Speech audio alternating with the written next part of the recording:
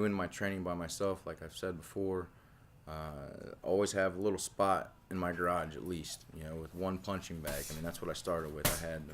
These squares I have on the ground, I had 9 squares to start with, and some mirrors and a punching bag. Get a little more full steam into it. Then I started my tactics practice that I started in Texas. My Voki Taedo, which and I've heard a lot of people say, like, what is Voki Taedo? I've never heard of that. But nobody heard of Jeet Kune Do back in 1973 when Bruce Lee was around either. So for me, I've realized that sometimes you just have to embrace who you are. And that's one of the main things that I'm trying to take into effect with, the style of Voki Taedo. Is it doesn't matter how hard we get beat down on, our mentality, our philosophy is going to be that we can always achieve to be better the next day. We can always do more. But this is a dojo. This is where dojos started. Dojos started in yards. They started in rice fields. They started where people had to learn to defend themselves with the people around them, with the appropriate tools that they have. So I've always had a punching bag. Now I have many. And this many is not because of me. It's because I've had so many people that believe in me around me and donate these bags. I've got these mats have been donated to me. People save material when they're at work or something that they know I could use. I have a ninja line that has been gifted to me through sponsors that are like, hey, I want this for your kids. So my philosophy to grow what's around, to be better, goes beyond the punching, kicking, hugging, submitting that I talk about. It goes into the mentality of what we do for everybody around. I teach kids to hold doors for people. I teach them to stick up for people.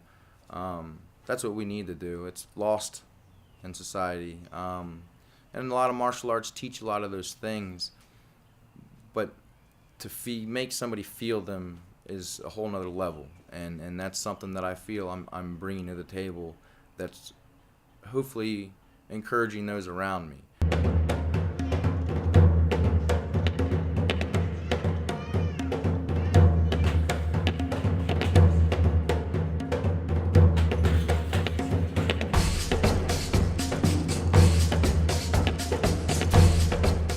Bruce Lee had Jeet Kune Do, the way of the intercepting fist, and he took 4 different arts, and he found what worked for him, and then learned to teach that to others, what works for them.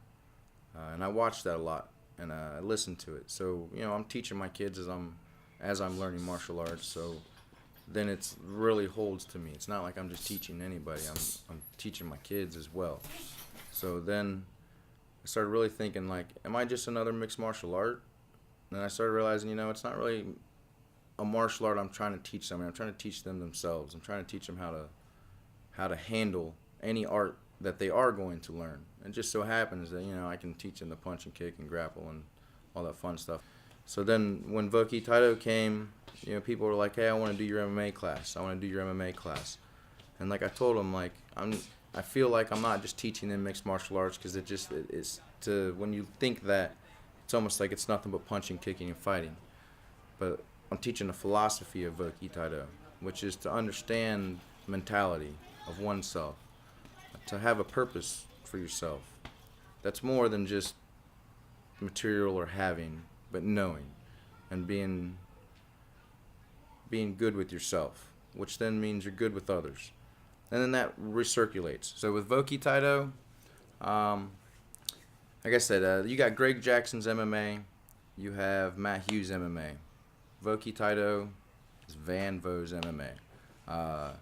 Except for, like I said, this is my philosophy.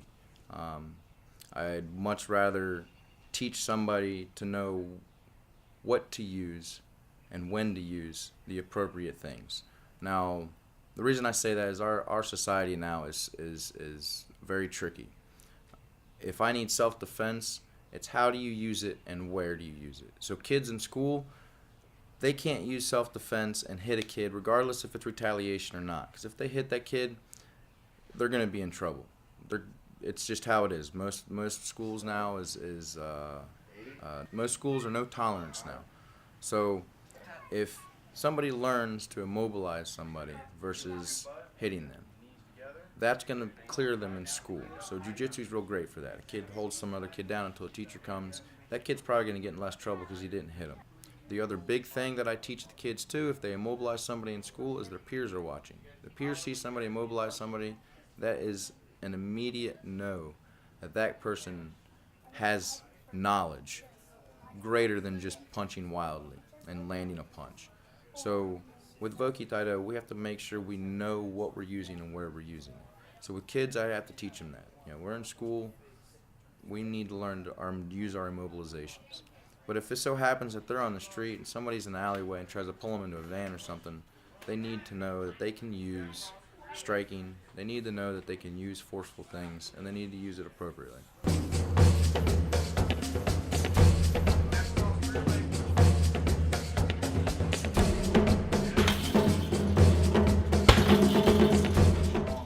Now, in Voki Taedo, the other big thing I try to teach people is that they're not trying to learn me. I'm trying to teach them. So then I try to teach foundational steps. So now in striking and wrestling and judo, which is the clinch game, or the grappling game, there's common grounds. There's triangles. There's certain shapes that we need to know where they're at, so that way we can keep a foundation. We know how to keep our feet where they need to be. When I strike, there's a certain implosion that happens that allows my hand to move the way it needs to snap appropriately. When I'm in judo, if I understand that implosion, I'll know real quick how to get my judo throw off appropriately. Once I start tying the movements together, my hips and my feet. So my feet start off under me when I fight in judo, jiu-jitsu, or anything staggered. There's not really many arts that start you off, straight on unless you're a sumo. And even then, once they take off, they're developing a triangle under their feet. So I take a lot of foundation from each art that I've studied over the years, from my dad, the 4 arts I learned from my dad as a young kid, getting into boxing as a teenager, and then just boxing constantly, and then fighting in the cage, and then all suddenly there was avenues I didn't understand yet.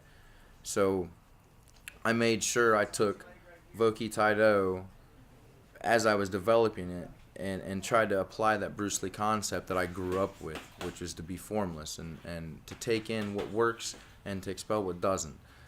Now, for me, that's one thing. To teach that to somebody else, to teach them to do it not in my manner, but their manner, is what's taken me a long time to feel free to do.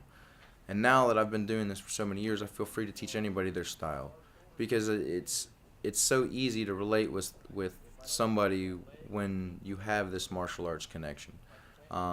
So when you come from a personal level with my kids, that now I know all these students that I have through very personal levels. They're coaches of my son in football, coaches of my son in wrestling, and vice versa, me with their kids. It's made it real easy for me to understand and develop my style appropriately.